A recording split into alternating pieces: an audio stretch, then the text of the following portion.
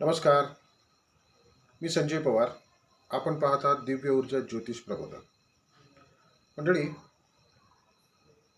कुंडली शास्त्रामध्ये म्हणजे खऱ्या कुंडली शास्त्रामध्ये नेमकं काय करायचं असतं आपल्याला? प्रश्न आहे ना? खऱ्या कुंडली शास्त्रामध्ये म्हणजे त्या खऱ्या कुंडली शास्त्राचा सदुपयोग कसा साधायचा असतो? कुठल्या माध्यमातून, कुठल्या मार्गातून? साधं सरळ उत्तर आहे. साधं सरळ उत्तर आहे. त्या खऱ्या कुंडली शास्त्राच्या माध्यमातून मला माझ्या कुंडलीनुसार जे करणं आवश्यक आहे, गरजेचं आहे आणि नेमकं काय आहे हेच पाहणं असतं ना. आता कुंडली शास्त्रामध्ये दोन भागच असतात मुख्यत्वे, शुभ आणि अशुभ. शुभ भाग तर प्रत्येकजण लीलया उपभोगतो. समस्या असते ती फक्त अशुभ भागाची, आणि त्या अशुभ भागालाच तुम्हाला तुमच्या कुंडलीनुसार दाखवून दिलेलं आहे तुमच्याच जन्म नक्षत्र गोचरीने. म्हणजे हा मुद्दा किंवा ही गोष्ट, हा मार्ग तुमच्यापर्यंत अजूनपर्यंत पोचवला गेला नाहीये. तोच मूळ मार्ग आहे.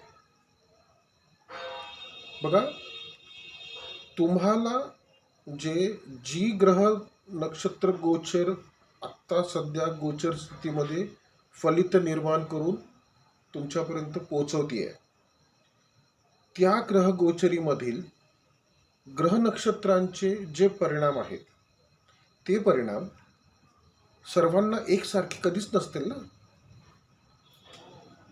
त्या ग्रह नक्षत्रांच्या परिणामामधील नेमकं माझ्यासाठी अशुभ असलेलं,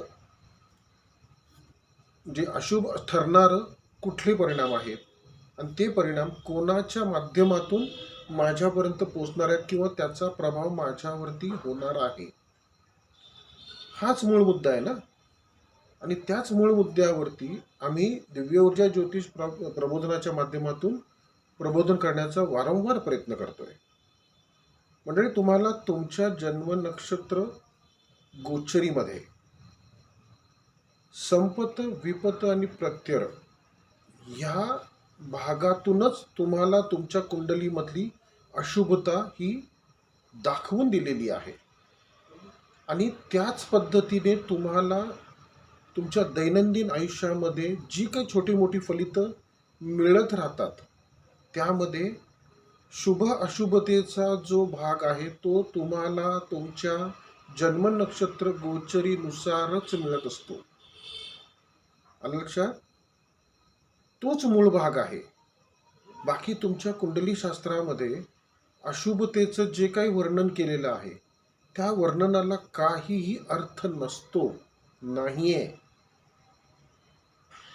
कारण मुळात कुंडली शास्त्र हे कुंडली सापेक्ष पाहिलं जातं, म्हणजे पाहिला पाहिजे, पण तेच पाहिलं जात नाही. प्रत्येकाचं कुंडली जी आहे त्या कुंडलीमध्ये त्या कुंडलीला अनुसरून प्रत्येक ग्रह नक्षत्रांची जी फलित तुम्हाला तुमच्यापर्यंत पोहोचणारी आहेत, त्याच्यातले जे दोन भाग आहेत त्यातला त्रासदायक ठरणारा भाग म्हणजे अशुभतेचा भाग. तोच अशुभतेचा भाग तसाच तुम्हाला दैनंदिन आयुष्यामध्ये भोगायला लागणे, आणि त्या अशुभतेच्या भागाचे कारण ठरणारे कोण असतात? जे ग्रह नक्षत्र, त्यांची ऊर्जा. तीच नेमक्या कुठल्या ग्रह नक्षत्रांची ऊर्जा तुम्हाला तापदायक ठरणार आहे तीच तुम्हाला तुमच्या जन्म नक्षत्र गोचरीतून ओळखता येते किंवा पाहता येते. तीच जन्म नक्षत्र गोचर तुम्ही पहा. त्याच जन्म नक्षत्र गोचरीमध्ये तुम्हाला विपत नक्षत्र कुठली आहेत, विपत म्हणजे विपत्तिकारक. प्रत्यय नक्षत्र कुठली आहेत, म्हणजे तुमची प्रतारणा घडेल, अपमान अवहेलना घडेल अशी नक्षत्र. आणि वधकारक नैर्धन नक्षत्र. ही 27 नक्षत्रांपैकी फक्त 9 नक्षत्र तुम्हाला प्रत्येकाला तुमच्या जन्म नक्षत्र गोचरीच्या माध्यमातून अशुभ ठरत असतात. बाकी 18 नक्षत्र तुम्हाला शुभ फलितच देत असतात. जे डोक्यात भरलेलं आहे ना, की रवी, चंद्र, बुध, गुरु, शुक्र हे शुभ ग्रह किंवा मंगळ, राहू, शनी, केतू हे अशुभ ग्रह, हे सर्वतः चुकीचं आहे. वास्तवाशी त्याचा काहीही संबंध जुळत नाही. लक्षात घ्या, कुंडली शास्त्रामधली ग्रह गोचर जी आहे, म्हणजे ग्रह, नक्षत्र, राशी, भाव, गोचर ही सतत परिवर्तन साधत असते. तुमच्या डोक्यात काय भरलेलं आहे, जन्म लग्न कुंडलीप्रमाणे किंवा राशी लग्न कुंडलीप्रमाणे अमुक स्थानामध्ये अमुक ग्रह आहे म्हणजे तो अशुभच ठरणार. त्यात ती अशुभता कुठून आलेली आहे, तर ही जी तुमच्या डोक्यामध्ये जो भुसा भरलेला आहे की रवी, चंद्र, मंगळ, बुध, गुरु हे आणि शुक्र हे मंगळ नाही, बुध, शुक्र, गुरु आणि शुक्र ही शुभ ग्रह, मंगळ, शनी, राहू, केतू ही अशुभ ग्रह. ही जी क्लिष्टता किंवा हे चुकीचं जे डोक्यात भरलेलं आहे ना, ते बाजूला काढून अगदी प्रत्यक्ष वास्तवामध्ये घडणारे जे कुंडली शास्त्रातील गोचर आहे, तिचा विचार जर तुम्ही तुमच्या जन्म नक्षत्र गोचरीनुसार केलात, तर तुम्हाला दैनंदिन स्वरूपामध्ये जी काय फलितं मिळतात त्याच्यातली शुभ अशुभता तुमच्या पटकन लक्षात येईल आणि तीच लक्षात घेणं अपेक्षित आहे. लक्षात, तेच खरं कुंडली शास्त्र आहे. बाकी ह्या सगळ्यांना जे काय तुम्ही ऐकताय, बघताय, बोलताय किंवा वाचताय, ही सगळं त्या ग्रह गोचरीमध्ये तुम्हाला गुंतवून ठेवलेलं आहे. खरं कुंडली शास्त्र तुम्हाला तुमच्या कुंडली प्रमाणेच तुमच्या जन्म नक्षत्र गोचरीनुसारच अनुभवास येतो आणि तोच अनुभव तुम्हाला प्रत्यक्ष रूपामध्ये घ्यायचा प्रयत्न करायचा आहे.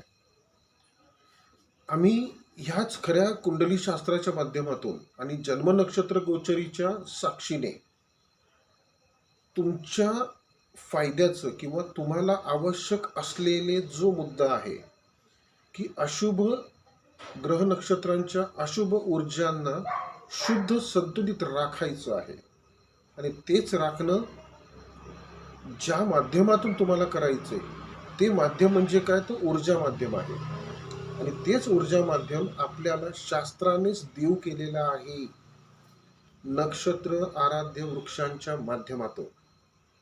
येते लक्षात, त्याच म्हणजे नक्षत्रांच्या आराध्य वृक्षांच्या माध्यमातून आपण तुम्हाला सध्याच्या जे म्हणतो ना आधुनिक राहणीमानासाठी साजेसं आणि कुंडलीची जी म्हणजे आवश्यकता आहे, गरज आहे की अशुभतेला शुद्ध संतुलित राखणे सहजतेतून, हेच लक्षात घेऊन आपण तीच तुमची ऑरा क्लिनिंगची, ऑरा बॅलन्सिंगची जी पद्धती आपण निर्माण केलेली आहे ती म्हणजे दिव्य ऊर्जाची जन्म नक्षत्र गोचरीची ऑरा बॅलन्सर स्प्रे. एक स्प्रे फक्त तुम्ही तुमच्या शरीराभोवती मारायचा आहे आणि त्यानुसार तुम्हाला दिवसभरातील तुमच्या शरीराभोवती असलेल्या ऊर्जा मंडलामधली ज्या सप्तचक्राच्या ऊर्जा आहेत त्या शुद्ध आणि संतुलित राखायला मदत करणारी आहे. तुमच्या जन्म नक्षत्राचा ऑरा स्प्रे काय करतो, तर तुम्हाला तुमच्या जन्म नक्षत्र गोचरीतून ज्या अशुभ ऊर्जाचा तुम्हाला परिणाम होणार आहे तुमच्यावर, त्या परिणामाला डायल्यूट करतो, म्हणजे शुद्ध आणि संतुलित करतो. याचा अर्थ काय झाला, जर नकारात्मक ऊर्जा ज्यावेळेस शुद्ध होतात त्यावेळेस त्याच ग्रह नक्षत्रांच्या सकारात्मक ऊर्जांमध्ये वाढ होते की नाही, जेणेकरून किंवा त्याच्याच माध्यमातून तुमचं मन, बुद्धी, विचार आणि तुमची निर्णय घेण्याची क्षमता बघा, आपण आपल्या जीवनामध्ये प्रत्येक घटना प्रसंगासाठी, प्रत्येक पावलापावलावर आपण एका निर्णयावर जगत असतो. प्रत्येक गोष्टीचा निर्णय घेणे गरजेचं असते की नाही. तोच निर्णय जर व्यवस्थित सकारात्मक दृष्टीने घडला तर आपल्या जीवनातील नकारात्मक भूमिकेमुळे ज्या काही नुकसान होतात किंवा जे काही आपल्याला भोगावं लागतं ते सगळं शिथिल होईल की नाही, सगळं बंद होईल की नाही, कमी होईल की नाही, हाच मुद्दा प्रामुख्याने विचारात घ्या. आणि आमचा हा जो प्रयत्न चालला आहे की प्रत्येकाच्या कुंडलीनुसार, प्रत्येकाच्या त्या कुंडलीच्या जन्म नक्षत्रानुसार त्यांना त्यांच्या आयुष्यातील जी नकारात्मक ऊर्जेला सामोरे जाताना जी काही अडचण होतीये, जो त्रास होतोय, तो त्रास दूर करण्याचा ह्या माध्यमातून प्रयत्न आहे. जेणेकरून तुम्ही आहे ते प्राप्त जीवन सहज सोप्या पद्धतीने आणि सकारात्मक दृष्टिकोनातून तुम्ही आनंदाने समाधानाने जगाल आणि आपल्या जीवनाला यशस्वी मार्गाने पुढे घेऊन जाल. तर ह्या व्हिडिओचा उद्देश असा आहे की आपलं जे जन्म नक्षत्र गोचरीची अशुभ ऊर्जा संतुलन जो स्प्रे आहे तो प्रामुख्याने वापरायला घ्या. फरक बघा तुमच्या आयुष्यामध्ये किती होईल तो. सगळ्या नकारात्मक ऊर्जा जर शुद्ध झाल्या तर तुमच्या दैनंदिन जीवनामध्ये येणाऱ्या प्रत्येक घटना प्रसंगांना तुम्ही सहज हाताळू शकाल की नाही, आणि ते हाताळणं देखील तुमचं सकारात्मक दृष्टीने असेल.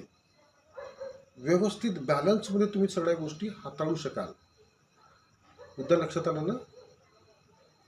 पुन्हा विचार करा एकदा. ह्या बाकीच्या सगळ्या राहटगाड्यामध्ये गोंधळून जाऊ नका, अडकू नका.